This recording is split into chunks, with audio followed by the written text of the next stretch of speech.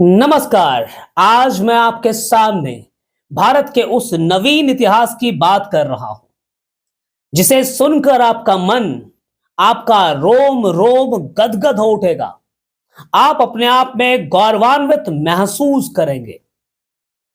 जी हां, आपने सही सुना।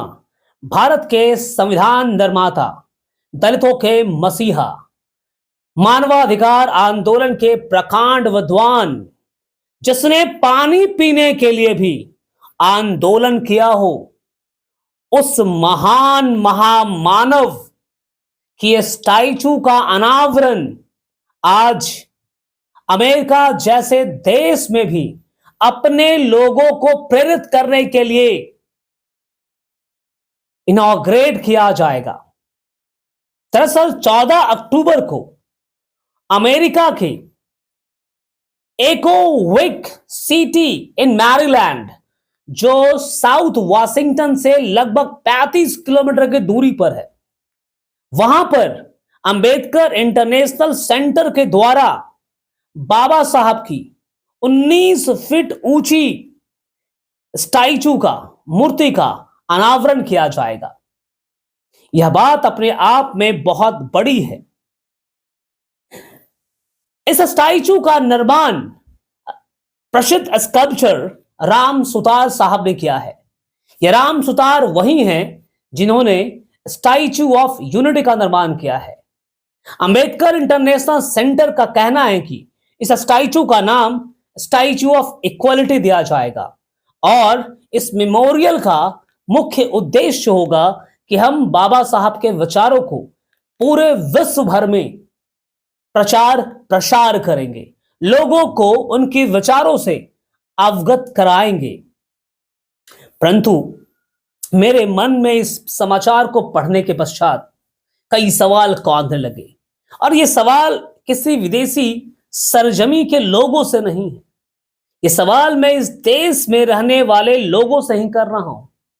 जब भी चुनावी माहौल आता है, बाबा साहेब डॉक्टर भीमराव अंबेडकर का नाम कुछ प्रसिद्ध नेताओं के मुंह पर, जुबान पर अक्सर आ जाया करते हैं, पर जैसे ही चुनावी माहौल खत्म हो जाता है, यह नाम स्वतः अपने आप धीरे धीरे धीरे गायब हो जाता है। ठीक उसी प्रकार से जब आप एक कागज पर हाइलाइटर से कुछ हाइलाइट करते हैं और उस पर नींबू का रस निचोड़ देते हैं, तो वो हाइलाइटर का रंग धीरे धीरे साफ हो जाता है। ठीक उसी प्रकार चुनावी माहौल के पश्चात हमारे प्रसिद्ध नेताओं के मुंह से बाबा साहेब डॉक्टर भीमराव अंबेडकर का नाम मिट जाता है। परंतु जब चुनाव आता है तो ये नाम अक्सर हमें न्यूज चैनल्स में, अक्सर हमें अखबारों में पढ़ने को मिलता है। चुनाव के वक्त में हम हमारे देश के नेताओं को दलित याद आ जाते हैं, दलित शक्ति याद आ जाती है, दलितों को संगठित करने की बाबत याद आ जाती है। परंतु जब चुनाव समाप्त हो जाता है तो हम कितने प्रतिशत दलितों को रोटी देने में सक्षम हो पाते हैं, कितने प्रतिशत लोगों दलितों को शिक्षित करने में कामयाब होते हैं, यह सवाल सदा के लिए बंद हो जाता है। मुझे यह समझ में नहीं आता कि भारत जैसे देश में बाबा साहेब, भारत रत्न डॉक्टर भीमराव अंबेडकर सिर्फ और सिर्फ एक राजनीति के विषय बन जाते हैं। मैं सीधे सीधे कहता हूं, ये हमारे लिए बड़े दुख की बात है कि जब हम उनके विचारों से अवगत नहीं हैं, उनकी भावनाओं से हम अवगत नहीं हैं, उसके बावजूद हम उन्हें अपने राजनीति में प्रयोग करते हैं, उनका सहारा लेते हैं नाम का, और उनके नाम का सहारा लेकर हम सिर्फ अपना उल्लू सीधा करते हैं।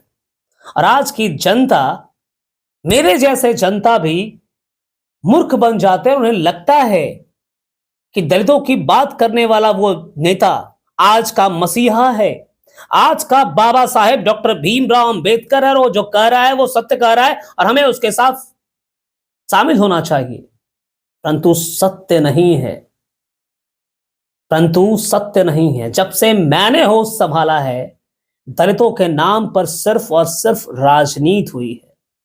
किसी ने चुनाव के बाद दलितों का जायजा तक नहीं लिया।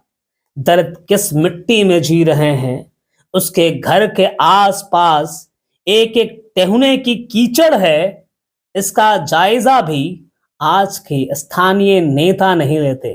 परंतु जब चुनाव आता है, एक एक फीट गड्ढे कीचड़ में नेता गन उतर जाते हैं, हाथ जोड़कर, झोली फैलाकर कहते हैं मुझे सपोर्ट कीजिएगा, सहयोग कीजिएगा, मैया आपके आशीर्वाद का हमें बहुत जरूरत है। हमें यूएसए से सीखने की जरूरत है कि बाबा साहेब डॉक्टर भीमराव अंबेडकर के विचारों को आगे ले जाने की बात, उनके नाम पर राजनीति करने की बात नहीं है।